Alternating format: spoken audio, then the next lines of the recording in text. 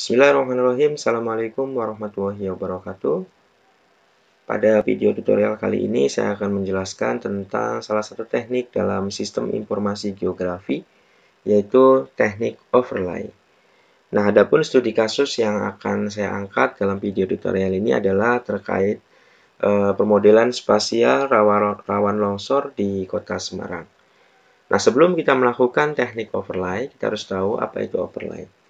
Jadi overlay merupakan analisis yang mengintegrasikan dua atau lebih data keruangan yang berbeda.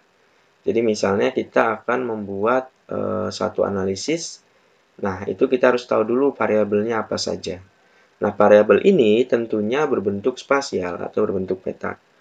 Nah, dari peta-peta tersebut kita gabungkan untuk dijadikan di overlay, digabungkan dan diberikan scoring dan sebagainya, sehingga nanti akan menghasilkan peta baru yang itu merupakan hasil dari penggabungan dari peta-peta tersebut ya, atau variabel-variabel tersebut. Misalnya saya contohkan studi kasus kita kan tadi adalah permodelan spasial wilayah rawan longsor di Kota Semarang. Nah, jadi untuk membuat model spasial wilayah rawan longsor ini kita harus tahu variabel yang berpengaruh terhadap longsor itu apa saja. Nah, ini saya contohkan hanya sedikit variabel yang utama dalam mempengaruhi wilayah longsor. Yang pertama adalah peta curah hujan. Jadi kita tahu dulu atau kita punya peta curah hujan, kemudian peta jenis tanah di Kota Semarang, kemudian yang ketiga peta land use atau penggunaan lahan, dan yang keempat adalah peta kemiringan lereng. Jadi sebenarnya variabel yang mempengaruhi longsor ini cukup banyak, tetapi dalam studi kasus ini saya hanya mengambil 4 variabel utama saja. Oke. Nah, prosesnya adalah peta curah hujan, peta jenis tanah, peta kemiringan, peta penggunaan lahan ini di-scoring terlebih dahulu. Jadi misalnya nanti ada pedoman scoringnya. Misalnya curah hujan ini untuk yang tinggi berapa nilai scoringnya, yang rendah berapa, yang sedang berapa. Jenis tanah juga sama, misalnya antara tanah grumosol, tanah aluvial itu berbeda scoringnya. Dan juga untuk kemiringan lereng, kemudian land use juga misalnya untuk hutan berapa, dan sebagainya nanti ada bentuk scoring. Nah, setelah diberlakukan scoring, kemudian dilakukan intersect. Intersect ini proses overlay itu di sini ya, digabungkan.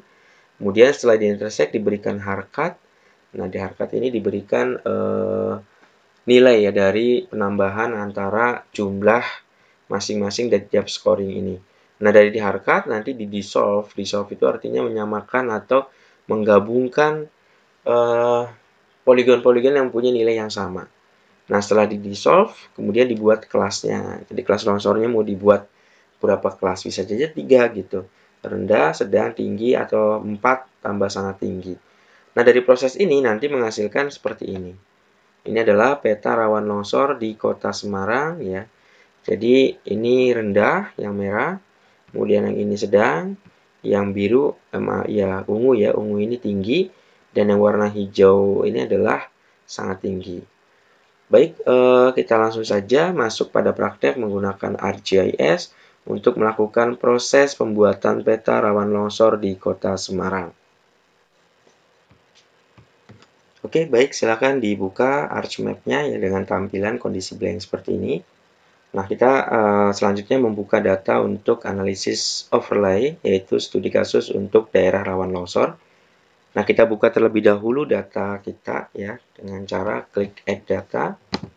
Kemudian dari Add Data arahkan pada folder penyimpanan di kita menyimpan di mana dari data yang saya berikan. Ya, ini saya dengan beri nama foldernya Analysis Overlay. Silakan klik Analysis Overlay. Kemudian di sini kan ada 4 variabel yang akan kita gunakan sesuai dengan paparan yang sebelumnya. Kemudian kita buka seluruhnya ya dengan cara blok. Kemudian kita add saja semuanya. Kita add datanya. Oke, tampil seperti ini. Nah, selanjutnya ya setelah tampil seperti ini kan sudah tampil pertama kalau saya coba urutkan ya ini land use, peta penggunaan lahan Kota Semarang. Ini adalah peta lereng, ini adalah peta jenis tanah, kemudian ini adalah curah hujan. Oke. Selanjutnya kita step berikutnya memberikan scoring dari masing-masing variabel ini. Nah, untuk scoring ini beracuan pada pada data atau file yang saya berikan dengan nama tabel scoring parameter pemetaan longsor. Nah, ini kalau kita buka dia bentuknya seperti ini ya. Nah, seperti ini. Oke, ini jadi kita berikan scoring. Misalnya untuk jenis tanah, regosol nilai scoringnya 5, kemudian aluvial, andosol, latosol, litosol, dan seterusnya adalah scoringnya. Dan seluruh variabel. Oke. Baik, saya contohkan untuk yang pertama adalah curah hujan. Kita lihat curah hujan ya di sini. Curah hujan ini kan scoringnya ada tinggi, sangat tinggi gitu kan dan sebagainya. Nah, kita lihat di sini curah hujan kita buka ya data curah hujan, kita klik kanan dengan cara klik kanan kemudian open attribute table. Nah, di sini sudah ada kategorinya kan? Sudah ada kategorinya. Nah, ini mungkin teman-teman kondisinya seperti ini ya. Kategorinya kemudian kita buat tabelnya yaitu tabel scoring. Caranya adalah klik kanan, klik tanda panah ini ya. Kita buka untuk add field atau add ya untuk menambah kolom ya. Ya, klik add field ya di sini. Add field, kemudian kita beri nama scoring ya. Scoring. Scoring. Bisa kita tulis scoring CH. Kemudian ini precisionnya kita mungkin masukkan angka 10 saja. Kemudian pilih OK.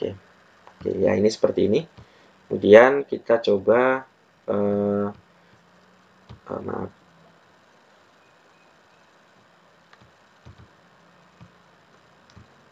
Oke. Kita coba lihat di sini. Ini kan curah hujan ini kalau tinggi 5 sangat tinggi. Nah, tadi kita cek coba. Di sini kita coba lihat. Oke, ini kan dia rendah. Ini berarti nilai rendah itu berapa gitu. Coba saya geser dulu. Nah, ini kita bisa cek di sini. Misalnya di sini kan untuk rendah itu 2. Berarti kita input di sini. Scoringnya 2 untuk di sini. Nah, untuk menginput scoring kan kita klik editing dulu. Start editing, kemudian di sini kita input di sini ya. Nah, ini berarti 2 kan. Untuk rendah 2 kan gitu ya. Rendah maaf. Ya, kita coba ambil salah satu saja. Rendahnya 1 ya, misalnya 1. Kemudian tingginya berapa nih? Tinggi itu adalah tinggi 4 ya, tinggi itu 4. Tinggi 4, sedang itu adalah 3 ya. Sedangnya 3 seperti ini. Nah, jika sudah selesai, bisa klik stop editing. Stop editing. Oke, berarti untuk scoring curah hujan sudah selesai. Berikutnya kita berikan lagi scoring pada jenis tanah. Ini kan jenis tanahnya ya. Nah, ini scoring pada jenis tanah. Klik kemudian open attribute table sama. Nah, ini kan belum ada tabel scoringnya. Nah, silakan bikin dulu. Berarti caranya adalah klik di sini. Kemudian pilih add field. Kemudian kita di sini scoring TN aja ya, tanah gitu kan. Nah, precisionnya sama 10. Kemudian pilih OK. Nah, baru untuk scoring tanah ini kita lihat pada tabel jenis tanah di sini ya. Ini. Nah, pertama kan regosol. Regosol nilainya 5. Nah, ini latosol ya. Yang pertama latosol. Latosol itu latosol dan mediteran nilainya 2. Berarti kita input di sini 2. Ya, seperti biasa untuk menginput ini kita klik editor dulu, start editing. Kemudian ini kita input 2. Nah, kemudian grumosol. Grumosol berapa? Grumosol adalah 1 ya, ini ya, 1. Jadi grumosol 1. Nah, kita klik di sini. 1. Regosol itu adalah regosol 5 ya di sini 5. Regosol 5. Maka ini kita klik 5. Mediteran tadi kan Mediteran itu kalau nggak salah 2 ya. Mediteran oke 2. Mediteran itu 2. Nah, aluvial itu adalah aluvial 4 ya. Aluvial itu 4. Jadi gitu. Nah, setelah selesai seperti biasa klik stop editing. Pilih yes. Nah, itu. Nah, ini lakukan pada seluruh variabel. Jadi untuk peta lereng juga silakan dibuat. Ya, scoringnya seperti ini. Kemudian untuk peta land use juga sama, scoringnya dibuat seperti ini. Nah, jika sudah selesai, maka kita akan masuk pada tahap selanjutnya. Jadi ini dipastikan seluruh variabel sudah ter-scoring ya, atau sudah diberi scoring. Oke, selanjutnya setelah proses seluruh data sudah diberikan scoring, atau seluruh data sudah diberikan scoring, selanjutnya kita melakukan proses intersect. Nah, proses intersect ini menggabungkan antara 4 variabel ini menjadi satu file ya, atau satu SHP. Caranya adalah klik geoprocessing, kemudian pilih intersect. Oke. Nah, dari intersect selanjutnya nanti kita tunggu jendela intersect keluar. Nah, ini seluruh variabel agar masuk ke dalam picture ini. Caranya adalah klik di sini curah hujan dulu ya, kita tunggu. Kemudian yang kedua kita input jenis tanah, yang ketiga kita input peta lereng, yang keempat kita input peta land use ya. Nah, selanjutnya ketika sudah selesai, ini kita mungkin beri saja di sini namanya intersect ya. Intersect. Kemudian jika sudah oke, ya silakan klik oke di sini. Oke, kita tunggu dia melakukan proses intersect.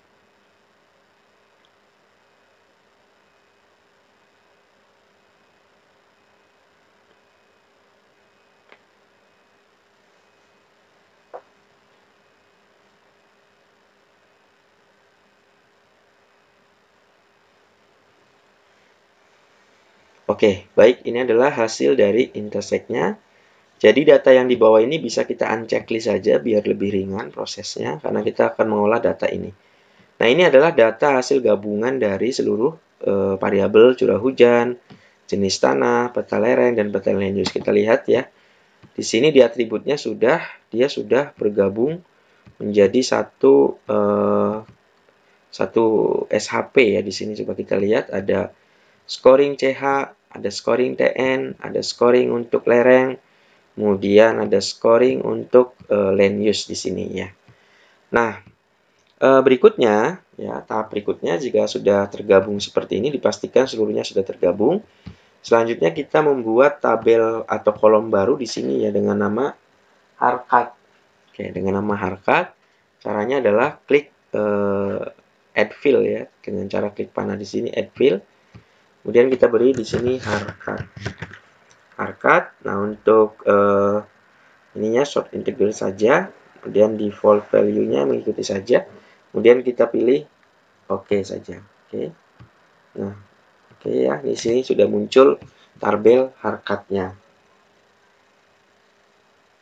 Oke. Selanjutnya, setelah tabel harkat sudah selesai, maka kita akan memberikan ini, melakukan penjumlahan ya dengan cara fill calculator. Jadi kita istilahnya kita akan menjumlahkan nilai dari tiap scoring ini. Ya, misalnya scoring curah hujan 1 ditambah TN 5 tambah 3 tambah 9, tapi tidak dilakukan secara manual, melainkan menggunakan fill calculator ya. Nah, jadi kita nanti hasil penjumlahannya itu akan muncul di sini gitu, akan muncul di kolom harkat ini. Nah, caranya kita blok ya, kita blok terlebih dahulu, kemudian pilih fill calculator ya. Ini coba kita geser dulu. Ya, ini klik kanan. Ya, tidak usah digeser, klik kanan. Kemudian pilih fill calculator di sini. Fill calculator. Nah, ini kan you are about to calculate outside in operation. Yes ya, kita pilih yes saja. Nah, seperti ini ya, sudah keluar jendela fill kalkulatornya. Nah, kemudian selanjutnya karena rumus scoring ini adalah menggunakan penjumlahan ya pada kasus ini, maka kita jumlahkan saja. Yang pertama adalah scoring curah hujan. Nah, ini ditambah dengan scoring lereng dan seterusnya gitu. Coba kita ini ya, kita coba. Caranya adalah klik 2 kali pada scoring CH, kemudian ditambah, kemudian geser lagi, cari yang scoring ya. Scoring TN, tambah lagi, kemudian masuk scoring, nah scoring ini, tambah lagi dengan scoring yang keempat adalah scoring untuk land use. Untuk land use, nah ini. Jadi ini dipastikan ada scoring curah hujan, scoring tanah, scoring lereng, dan scoring land use. Nah, kalau sudah pada tahap ini, maka silakan klik OK. Dia akan melakukan perhitungan ya, kalkulat. Nah, ini sudah terlihat di sini. Di kolom harkat, coba kita lihat di sini, seluruhnya sudah mempunyai nilai. Ya, di sini mempunyai nilai. Dan gitu. Nah, oke. Jadi sudah punya nilai, tinggal selanjutnya kita melakukan proses, misalnya kita coba cek ya, dari nilai tertinggi sampai terendah, berarti, nah ini, short this. Nah ini kan dari yang tertinggi sampai yang terendah. Oke. Nah, kalau sudah, klik stop editing pada editor ya. Jadi ini coba kita cek ya editornya apakah sudah posisi stop atau belum. Sepertinya sih sudah ya, ini nggak bisa diedit. Ya, sudah. Jadi tidak perlu. Kemudian selanjutnya kita melakukan proses dissolve ya. Ini bisa kita unchecklist dulu. Kita bisa ini kan yang intersect-nya kan masih tadi ya, kalau kita lihat di sini angka-angkanya itu masih berbentuk, maaf saya perlebar. Nah, ini untuk posisi harkat 17 ini masih pecah-pecah. 17 masih ada 1, 2 sampai sekian, 16 sampai sekian, dan seterusnya. Nah, proses dissolve ini bertujuan untuk menggabungkan poligon yang punya nilai yang sama agar menjadi satu poligon gitu. Baik, selanjutnya kita akan melakukan proses dissolve ya. Kita close terlebih dahulu untuk tabelnya. Kita akan melakukan proses dissolve. Nah, langkahnya pertama klik Your Processing, kemudian pilih dissolve, kemudian setelah itu dari dissolve ini untuk input picture-nya silakan pilih intersect ya. Kemudian berikutnya untuk hasil ini outputnya silakan bisa tulis dengan nama dissolve ya. Kemudian dissolve field ini kita pilih harkat. Kenapa? Karena yang kita mau satukan kan kolom dari harkat itu. Maka selanjutnya kita bisa pilih yang lain default saja, langsung saja pilih OK. Oke. Kita tunggu ya hasil dissolve-nya.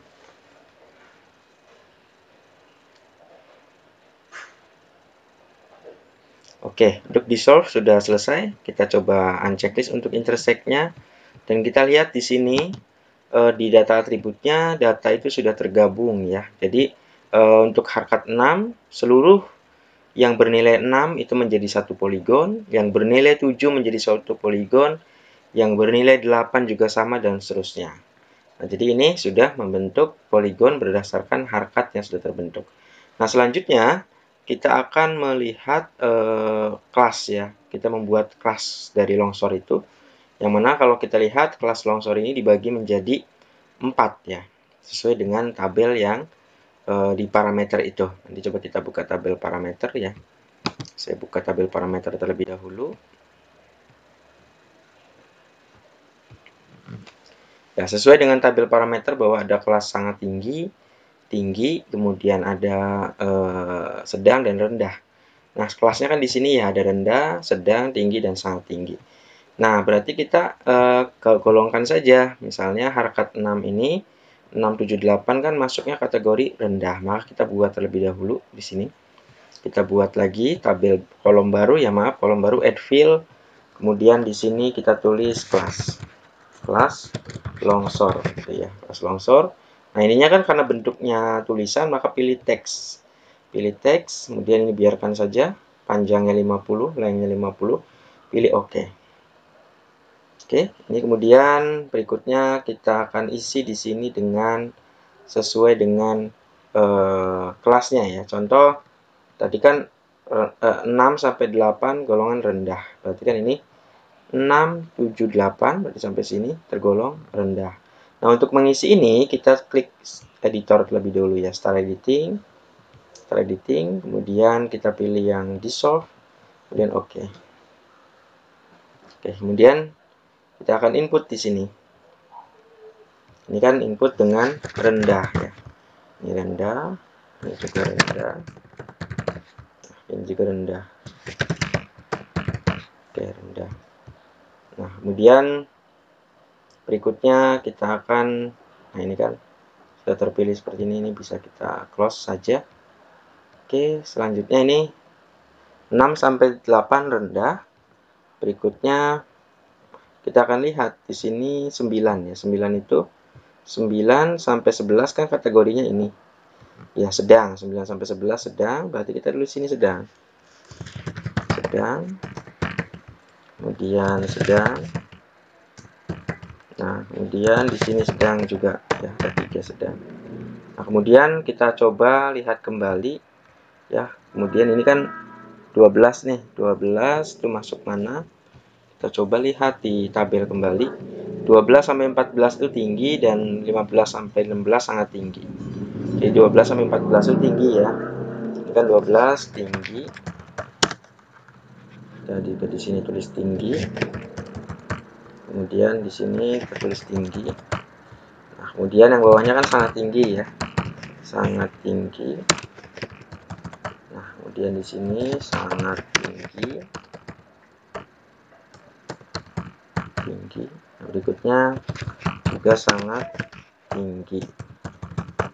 Oke, ini sudah seluruh terkelaskan ya. Nah, selanjutnya pilih stop editing. Silahkan pilih stop editing, kemudian pilih yes. Nah, selanjutnya ini kita close.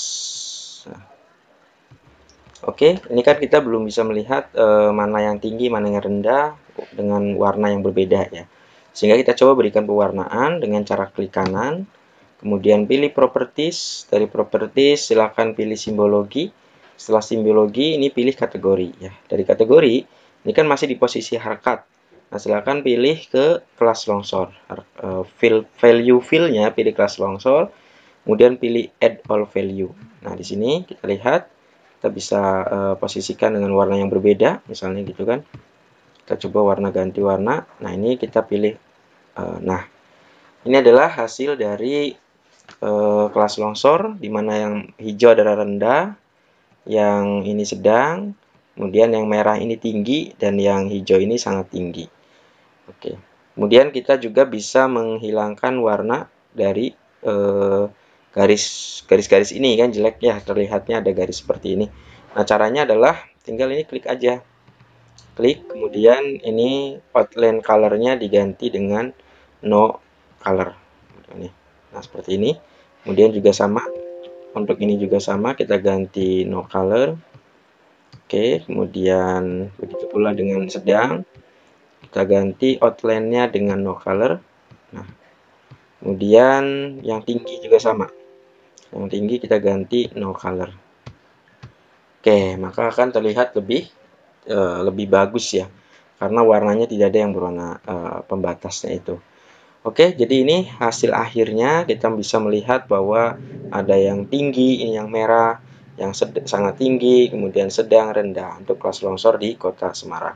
Baik, cukup sekian. Terima kasih. Assalamualaikum warahmatullahi wabarakatuh.